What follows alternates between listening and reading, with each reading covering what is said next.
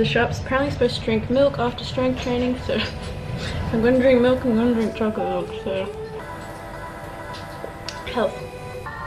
Does anyone think some days you're like, I could write kids music, and then you think, I should probably have another dream. This is gonna work. So I thought I'd take you along to see what I'm doing these days. Okay, leaves. I need to grow a different one. It's a little better. I wasn't even filming. Just talking to myself. Hey guys, and welcome back to my channel. I'm Talia and I'm an occupational therapist, and this is my channel. So I thought I would do kind of vloggy style like I used to do, just to kind of catch you up on what's been going on, and yep, let's get started. So I'm currently on my accrued day off or rostered day off, whatever the actual term is. I currently work a 9-day fortnight. So in the first week I work Monday to Friday, in the second week I have Monday off and I work Tuesday to Friday, and typically work hours are 8 to 5, but because of our job we usually get there early and stay there late kind of situation due to all the paperwork and work and everything going on.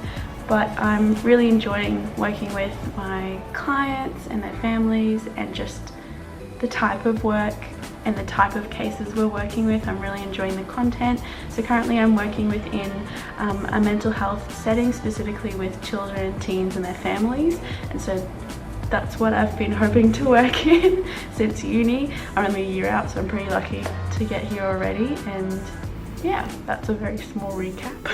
So I've just woken up and I made a goal to myself that I wanted to vlog today, so here we are, we're vlogging. Yeah, I've got to do some adult things today, so come along and we'll chat on the way.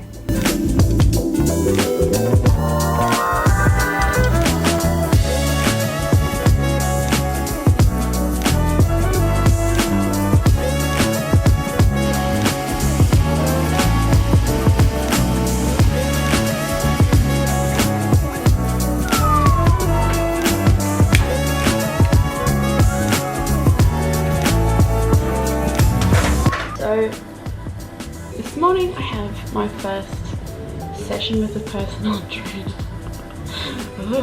which is, I don't know, I find that kind of like scary, nervous, exciting, all the emotions are being felt this morning, and yeah, I'm a little scared. I've built up my confidence into the gym to being able to use the bikes, the stationary bikes, the treadmill. I've done the stairs, like Stairmaster a few times, and then started doing rowing, and I've had one person, not a trainer, just kind of like check my form because I'm worried about that, and I just prefer to now do it when there's not many people in the gym, just in case I'm like really off with my form on the rowing machine, but I like the rowing machine, and I have not built up the confidence to go into group classes yet.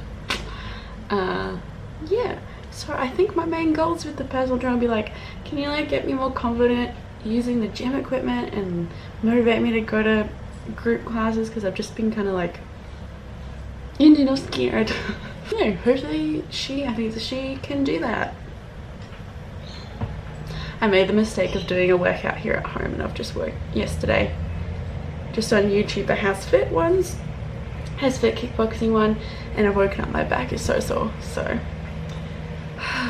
So one of the problems I've run into personally with work is I've made the mistake of having my work email on my phone, which every time I mention that to someone at work, they're like, why do you do that? Like, boundaries, blah blah blah blah blah. But it's just come in handy when I'm on the go, like going into like the city for like a big meeting or something, and I need my email, or I can like, it's come up where it's been helpful.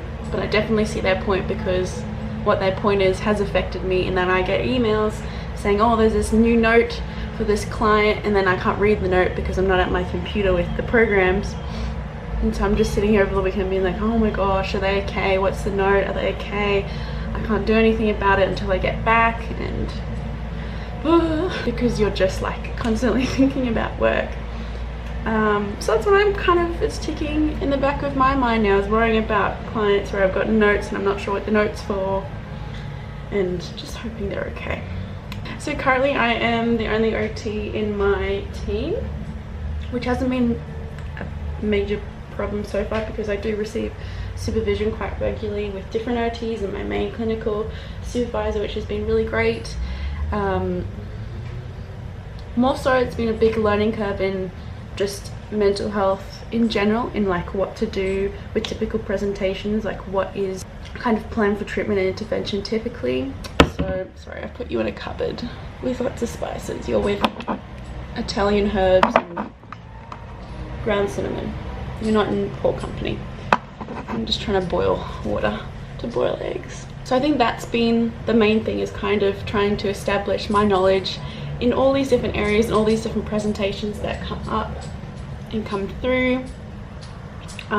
I've really been enjoying working with all the kids and teens so far, and I just did a PD on family therapy on Thursday and Friday, which I really enjoyed. It was called Key Skills in Family Therapy. It was really good. I really enjoyed it. Definitely gave me some, like, you know, key skills to start thinking about the families I work with and how more of a systemic approach to like a family, looking at the whole context, everyone in the family or the carers or stakeholders, and how that view can be impacting the presentation and perpetuating some factors in the child's presentation and the function of different behaviors, for example self-harm or aggressive behaviors or just whatever behaviors are, what function they might be playing in the family system. So one of the things that was posed to us, which I have like a poster at my desk which says something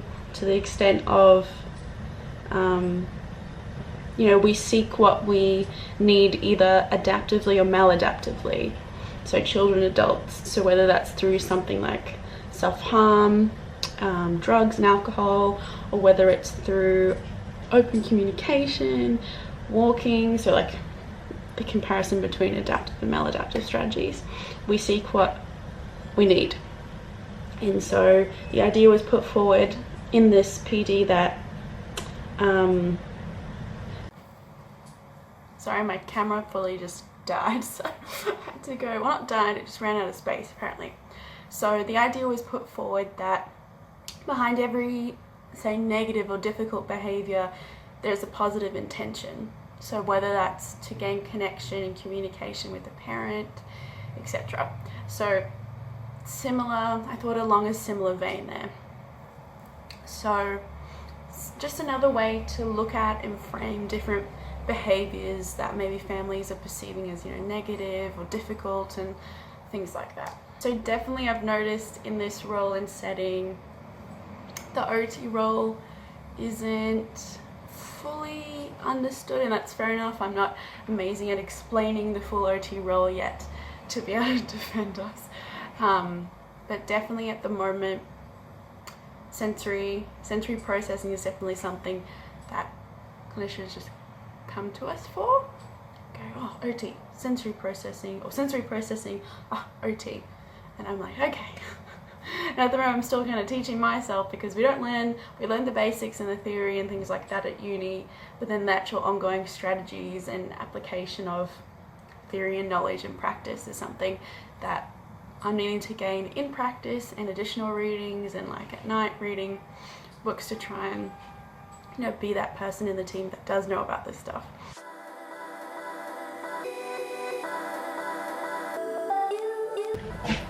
So I'm trying really hard to jump on this green tea bandwagon. I know there's like lots of health benefits and things like that. And it still tastes gross to me, but I still try and keep drinking it. Does anyone else find green tea taste gross? And I've tried like the lemon one and the peppermint one, and it's just the way I like my tea is like English breakfast with milk and lots of sugar, and that's how I like it. But green tea, no. But I bought more. So also, healthy chocolate milk somewhat exists. People say, like I read on Instagram, like a nutritionist or dietitian was comparing this to normal like like chocolate milk, and it is pretty good compared. They said they didn't think it tastes like chocolate milk. I think it's alright, especially like for whatever the good stuff in here is.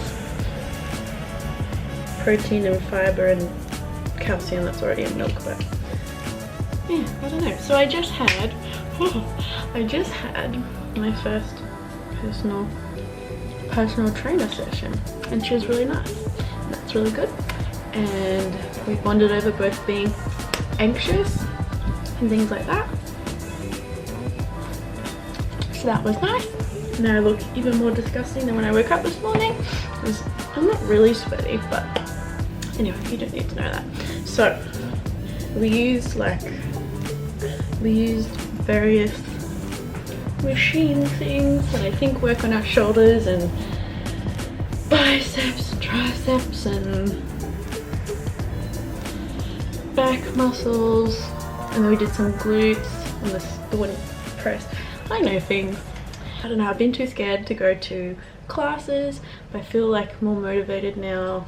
Just try it. Maybe this afternoon I'll look at their timetable because it's only 12:40 now, so I'll still have afternoon classes. But yeah, apparently supposed to take 2 days off in between doing the strength training to let muscles recuperate and all that stuff, but I can do cardio in between. And this is why I come to my channel, for fitness and health. So yeah, just went to the shops. Apparently supposed to drink milk after strength training, so if I'm gonna drink milk, I'm gonna drink chocolate milk, so health. Yeah, more green tea. I was saying to her that definitely experienced like an increase in my anxiety this year, much more than I remember experiencing it. Like now, just being in social situations, like I can start panicking, and just have been, when I feel myself panicking, kind of leaving and then coming back. Oh, I do have bacon. Yeah, but I've become like trying to be more aware of it, like as a clinician, like more about like habituation. So that's where when you put yourself, or you're in a situation that's anxiety provoking, say it's the dark or like a social situation, that like sitting in that distress until you get bored. So sitting in distress for long enough, eventually it comes down, and it's like waiting that out. That's more with like phobias and things, apparently not so much social anxiety, but I'm trying to do that with myself, is to try and remember I just need to sit in this distress for a little bit until I start to like, it will come down, and then each time I do it, hopefully it'll be less and less. Maybe I'll put a graph on the screen if that makes any sense. So like anxiety at its peak, eventually it does come down in the situation, or with the phobia if it's snakes, the dark, but it's waiting it out, and so that the next time, if the curves peak was here, it might be a little bit less, and then eventually look. Also, been liking seaweed. Does anyone think some days you're like, I could write kids music, and then you think, I should probably have another dream. And I bought one sweetie. They get me every time.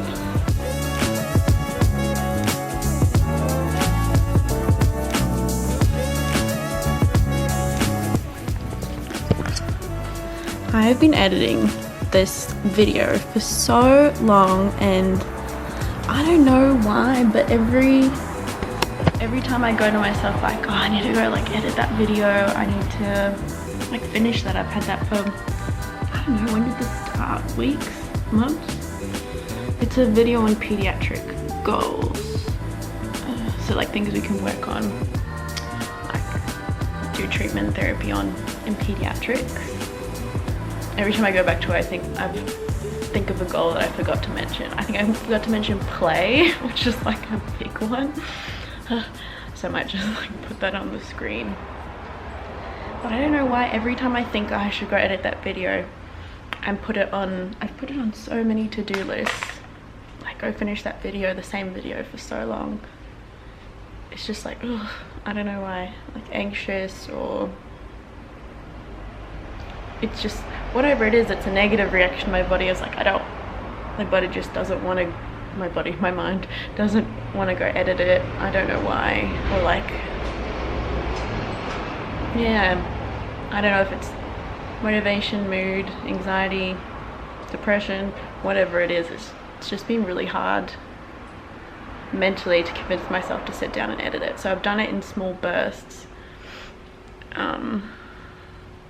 I just want to upload it, and I just want to get back into the swing of filming things and producing content. The other day I had a really productive time. I went to the library and sat down and I thought about different video ideas, things I want to do, make next year, different maybe series, things on like sensory processing, attachment, trauma, I can't remember what my other ideas were, different interviews, like but then in the moment of getting the motivation and overcoming whatever mental barrier it is in my mind, it's not physical, to getting up and walking to the computer, I can do that fine, but I don't know what it is, if it's just exhaustion or if it's just watching myself, having to watch myself, the thought of watching myself for like hours editing. I don't love it. I take a break. I do like editing, but not watching myself. So I just critique myself.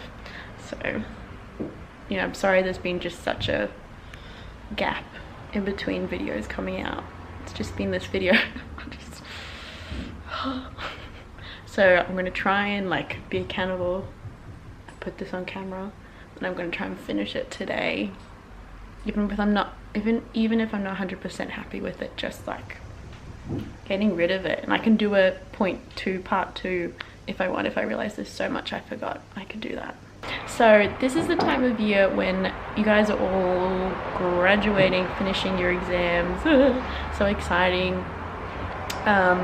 Interviews are probably happening, so all the best with all your interviews. Good luck.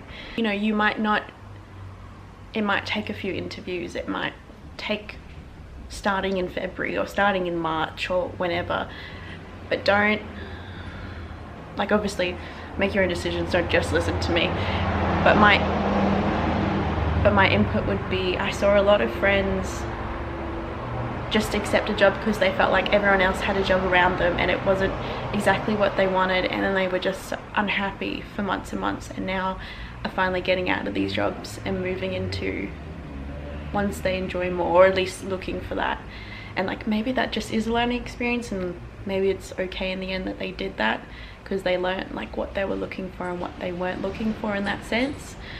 But don't feel pressured just because like other people have gotten a job, or you've been turned down by a couple of jobs and you think like, this job said they'd accept anyone, they don't really care. I'm mainly talking about aged care jobs. I don't know if I should say that, but I'm talking about those sort of jobs where people have just gotten into them and been so unhappy and are just trying to get out of them now. So unless that's really what you're wanting to do, like to work in that area of that population or that sort of stuff, yeah, I don't know, I just, waiting for a little bit if you can financially and all those sorts of things, it's not a bad thing. And then again, like if you have to, and you have to just kind of take a job for a little bit, and whilst you're in it looking for a job that best suits you and your interest, and that's okay too. I think that's my little bit of advice before I, in probably a year's time, put out my videos. I'm so sorry. I think I am going to procrastinate for like a little bit and watch the R. Kelly documentary on Netflix. I recommend that if you do have an interest in learning about the effects and lived experiences of trauma and abuse, which I really do. I like it because, like this particular documentary so far, because they've got all the lived experience of survivors, victims, and they've got different clinical psychologists coming in and out and explaining the possible background or background motives or logic or whatever you want to call it. So when I first started watching it, I was like, oh, it'd be so good if they just chucked a psychologist or chucked someone in here just to kind of explain, and then they did. So that was good. But yeah, it's obviously pretty heavy stuff, but if that's something you can handle and interested in, I'm enjoying the making of the documentary so far. Not obviously the content, I don't enjoy that. Hopefully you know what I mean. Yeah. I'm gonna stop talking now, it's just getting worse.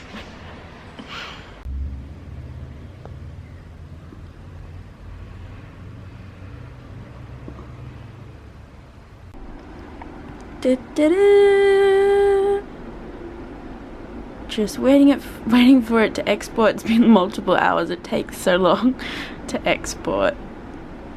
And the worst thing to happen is when you export and then you watch it back and you find a mistake, and it's just like, great. So hopefully there's not too many mistakes, because I really don't want to go back and try and edit this again. Alright, so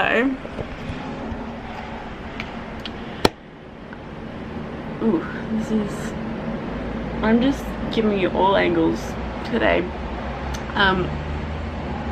Maybe I can pop you on my sunscreen. Yeah, okay. So I've decided, lovely traffic. I'm gonna try and go to my first gym class today. Again, this is what you're here for. Yeah, it's a spinning class. The closest I've gone to attending a class so far is riding on an exercise bike outside of the class and being like, yeah, I'm gonna go at, it probably was 6 o'clock as well, and then watching everyone go in and then being like, no, I'm just gonna stay. So today I'm gonna actually try and go, and my trainer said like just sit in the back and it's fine, so I'm gonna try and sit in the back and I'm gonna try and do it. And yes, that's my update. So tomorrow we have our team planning day, which is where I think all of us are not at the office. We're going to like a library nearby. We're spending the day together as a team to talk through like how our year's gone, things we want to improve on, things like the intake role that we rotate around for a week. How can we improve that process, because it's quite most of the time quite a stressful, chaotic at times role to take on, and my week is in a couple of weeks, the week before Christmas. So I'm actually kind of excited for that. Not excited, but like kind of looking forward to it. So that's coming up, so that's one of the things that we'll talk about. I think we'll also talk about, I think if I'm remembering the agenda correctly, our intake appointments and how we do those. I think I could be just getting mixed up with the intake stuff. So we use a specific model of practice within our system called the Kappa model, and so our intake appointments are called choice appointments. And so if I ever say choice, that's what I'm talking about. It's like an intake first assessment appointment to understand the family and the child or teenager's current situation, what they're wanting out of therapy or intervention or case management. Those all things are like slashed. And yeah, what they have already tried, what's the current presentation, what's been helpful so far, what's not been helpful. And then we go away as a team, we discuss the case and we decide whether we feel like they're best suited to our team and our level of case management intervention, or if they would be best suited in other community organizations. So, and then we phone them back with our recommendations. So that's what, like, briefly a choice appointment is. I think I'll put my shoes on and go to the gym now.